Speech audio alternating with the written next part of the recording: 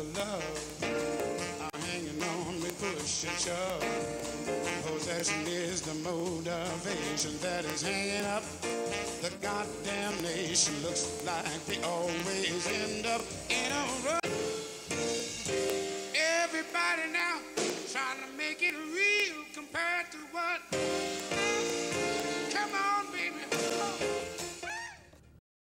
Everybody, I'm Dan Pascucci, and welcome to another exciting edition of Everything But the Kitchen Sink, Mansfield Cable Access's premier talk show within our time slot. It is such a pleasure to be here with you folks, and it's always good to be in front of you and entertain you and do our best. As usual, I'd like to start the show off by saying that if you would like to be a guest on our show, if you would like to recommend a guest, if you would have a question for any of our guests, would like to be part of our studio audience, would like us to read anything, say anything, argue with us, tell us thumbs up, thumbs down, happy birthday, whatever you want, we are here for you. And the all-purpose way to get a hold of us is on our email account at kitchensink@gmail.com, right there in front of your screen. Perfect job again by the best in the business, the one and only Mr. Jack is a nice guy, takes care of everything, makes us look good every week. It's a tough job. Someone's got to do it. He drew the short straw, so, you know, he stuck with us. So, moving on, we're also on Facebook under Everything But the Kitchen Sink television show. We have a group page there, or a TV show page there, and also on talkmansfield.org. Just a couple of things before we get started. We had talked about the celebration of animals at the Mansfield South Common, and again, that's an annual event that happened last week, and just good showing, good turnout, great place to be. There was lots of animals there, lots of happy faces, lots of donations, and very big turtles. So with that, that's it for the announcements. Now, we have a very special guest tonight, as usual, and a returning guest, and this will be the third time's the charm, so either that or 3 strikes, you're out, one or the other.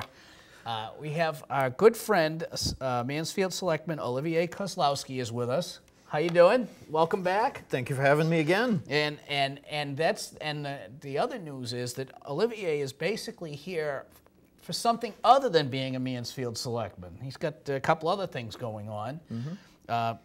You do have the federal indictment with the meat stamps, but we're not going to discuss I have no knowledge of that. Right. You plead the fifth. Yes.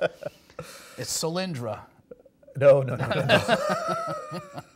So, God, no. Okay. Anyways, I want to welcome Olivier back, and you're here for a special purpose, and that's because you have successfully been all over the news, pretty much all media. You are the king of media. Howard Stern bows to you, and none of it is for an indictment. None of it is for anything illegal, improper, unethical, or anything. You're actually I'm trying to keep it that way.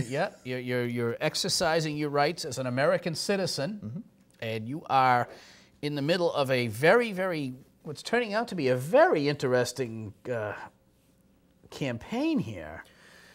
It is, and it's a simple enough thing, and what it is Olivier is he's organizing an initiative petition to make it a requirement that when you vote in the Commonwealth of Massachusetts and you go to vote, you have to show some sort of an ID. Mm-hmm. Simple enough. Yes, okay. One would think. One would think it's simple enough, and apparently it's not so simple. No, apparently it's not. And they're lining up against you now. Yeah, I already got the Attorney General lined up against me, and you know, the next I think the next forum will be before the state's Supreme Judicial Court to see if she was right. Okay, so why don't we start from the beginning? Sure. Okay, and I'm going to let you. Now, you're saying a government issued ID pictures such as a driver's license, right. a passport, an alcohol card. Where do you get those? Are proof of identity to prevent voter fraud. Right. Okay, they're commonly accepted forms of IDs at airports, stores. There's a lot of places you have to go. I believe our good friend Michael Graham put something on his page today at michaelgraham.com, and it came up real quick with over 100 things, 100 items that you need your ID for. Yeah. And one of them wasn't to vote in Massachusetts. Right. And if you've ever voted in Mansfield, okay, I'm sticking with Mansfield right now. You go in, you tell them who they are, and basically they take your word for it. Yeah. And I would say that overwhelmingly that's not a problem, but you never know. You never know. You know, I always look at the list because they're wide open. You see all the names in front of you. Yep. So it's not like you have, you know. And you can get those. And you can get those ahead of time. Right. But you can just go to the table and see all the names. You just tell them a street, and you see all the names. And it always came across. It always was in the back of my mind. If I go there to vote and my name's already checked off. Yeah. What do you do? What do you do then? You know. Exactly. I mean. Well, we all know you in town, so. What does that mean? Is that good or bad? So, anyways, what was the? Why don't you start us off here? Sure. What was the driving force here? Well, it actually, I had been kicking around this idea for a while, and you know, whether it be on a local level or on a statewide level. And I actually heard a story, ballot question. This was early August. And Massachusetts actually does not make it easy for you if you want to put a question on the ballot. You know, not only do you have the signature requirements, but the time deadlines. You basically have to have your question drafted and 10 signatures by the first Wednesday in August of the previous year. Right, which is for golf day. So yeah, so essentially for the November 2012 ballot, the deadline was the first Wednesday of last month. And so I put together the question, and you know, as you had mentioned, it requires, if you show up to vote in person, a valid government-issued photo ID. If you vote absentee, you got to send a copy of that in with your ballot. So it actually does two things. It changes the existing requirement in the state from the poll worker can ask you for that to requires you to produce that. And it also tightens it up a little bit. Right now you can use something as innocuous as a utility bill or something like that. This actually makes it so that the poll worker can look at the ID, look at you, and go, yeah, that is Dan. So again, it seems reasonable, logical, yep. and with good intentions. And why is it a problem? Why is it a problem? Okay, well, and it's a huge problem. Apparently, it's turning into this huge thing. Yeah, and there's actually two tracks. There's the ballot question, and there's also the stuff that's hitting the news today, today, because apparently there's 12 or 13 existing pieces of legislation on Beacon Hill that would do the same thing. So I guess I'm not alone in this. Wow. And the fun part is, even when you go through it all and they pass it, like we did with term limits and the income tax rollback, the legislature just ignores it anyways. They can. Yeah. And well, that's one of the problems, the issues with the ballot question process. It's it's fraught with difficulties for people who are trying to do this, as well as you got a legislature that can turn around and repeal what you did. It's like appealing a parking ticket in Boston. I mean, you can get it done, but it'll cost you $1,000 to repeal a $25 ticket. Yeah, I try not to get them to begin with. So. Yeah, the only way to do that is to stay out of Boston. There you go. There you go. So now opponents are, the opponents are like lining up, they're coming out of the woodwork. Yeah, and let me back up for a minute. There were I think there were 31 proposed ballot questions this year, and they all go through the Attorney General's office's review process. So they all get looked at. They all get looked at as to whether it's something you can ask in the form of a ballot question. And the Assistant Attorney General that we got assigned to basically picked an opponent for us. And I think they all do this. They pick an opposing, somebody from a group or whatever that will provide the opposing viewpoint. So it started there, and we got not only that group, but a couple of other groups that joined in their brief. There was a second unsolicited brief opposing it, pretty much all centering on the same arguments. Okay, so. And those arguments are that this will suppress the poor, minority, senior, and student voters. That's so the argument goes. Who are most likely not to have a photo ID. what it boils down to, what you really got to look at it, and I was getting statistics thrown at me of, this demographic or that demographic, 25% of them don't have ID. What you actually have to look at is what subgroup of that are actually registered to vote, because this only makes sure that that person who claims to be that already registered voter is that person. Right. So you really got to look at the numbers with respect to the registered voters. I just don't see why you wouldn't have an ID. You need an ID for so many things. Exactly. I mean, you basically need it to live. Okay, you can't go to the deluxe level without showing an ID, and that's a movie. Somebody was posted an article recently that a bunch of the hospitals now, because of medical privacy, are starting to require that if you are showing up for treatment, you have ID. Yeah, it's extensive and required in a whole lot of contexts. Right. So now I'm also reading that.